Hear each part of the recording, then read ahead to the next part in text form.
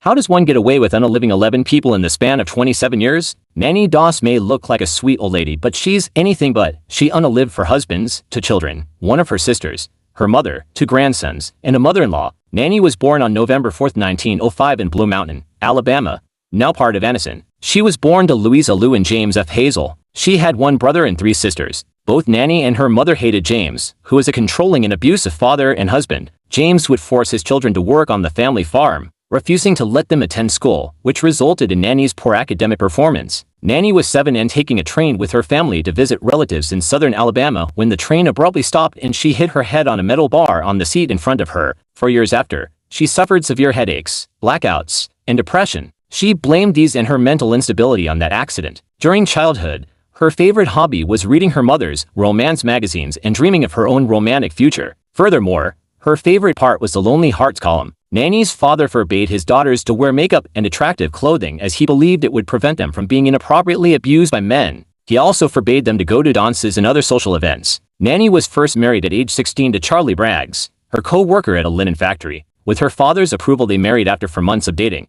Braggs was the only son of a single mother who insisted on continuing to live with him after he married. Nanny later wrote, "I married, as my father wished, in 1921 to a boy I only knowed about 4 or 5 months who had no family, only a mother who was unwed and who had taken over my life completely when we were married. She never seen anything wrong with what she'd done, but she would take spells. She would not let my own mother stay all night."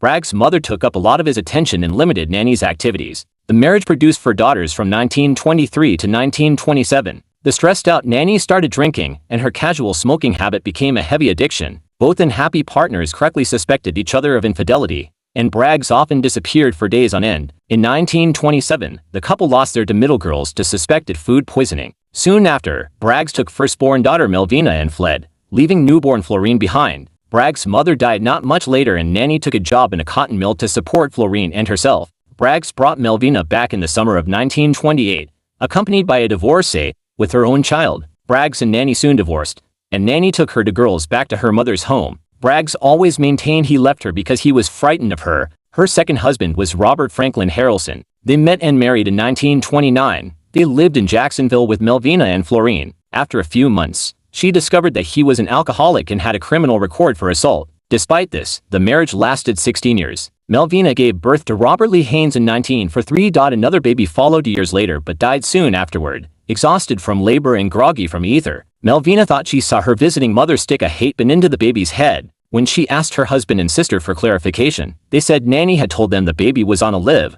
and they noticed that she was holding a pin. The doctors, however, could not give a positive explanation. The grieving parents drifted apart, and Melvina started dating a soldier. Nanny disapproved of him, and while Melvina was visiting her father, after a particularly nasty fight with her mother, her son, Robert, died mysteriously under Nanny's care on July 7, 1945. The death was diagnosed as asphyxia from unknown causes, and 2 months later, Nanny collected the $500 life insurance she had taken out on Robert. In 1945, Harrelson inappropriately assaulted Nanny. The next day, she put poison in Harrelson's corn whiskey jar, and he died that evening. Nanny met her 3rd husband, Arlie Lanning, through another Lonely Hearts column while traveling in Lexington, North Carolina, and married him 3 days later. Like Harrelson, Lanning was an alcoholic womanizer. However, in this marriage, it was Nanny who often disappeared for months on end. But when she was home, she played the doting housewife. And when he died of what was said to be heart failure, the townspeople supported her at his funeral. Soon after, the couple's house, which had been left to Lanning's sister, burned down.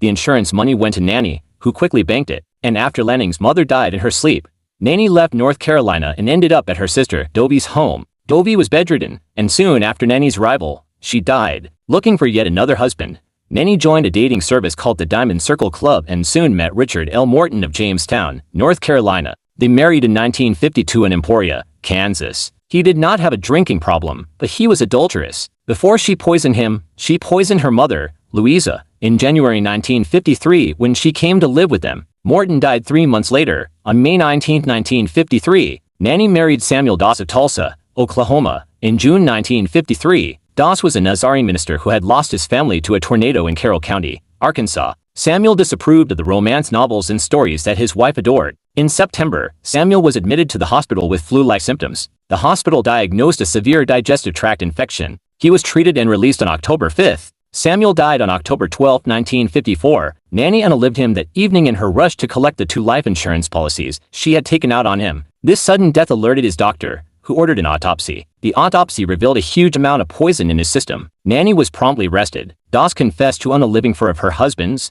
her mother, her sister, her grandson, and her mother-in-law. The state of Oklahoma centered its case only on Samuel Doss. Nanny Doss was prosecuted by J. Howard Edmondson, who later became governor of Oklahoma. She pled guilty on May 17, 1955, and was sentenced to life imprisonment. The state did not pursue the death penalty due to her sex. Doss was never charged with the other deaths. She died from leukemia in the hospital ward of the Oklahoma State Penitentiary in 1965. She is buried at Oak Hill Memorial Park in McAlester, Oklahoma. Thank you for watching. For more true crime stories, follow my co-host Child Case Podcast with Sylvia Pradia, where she covers child abuse cases.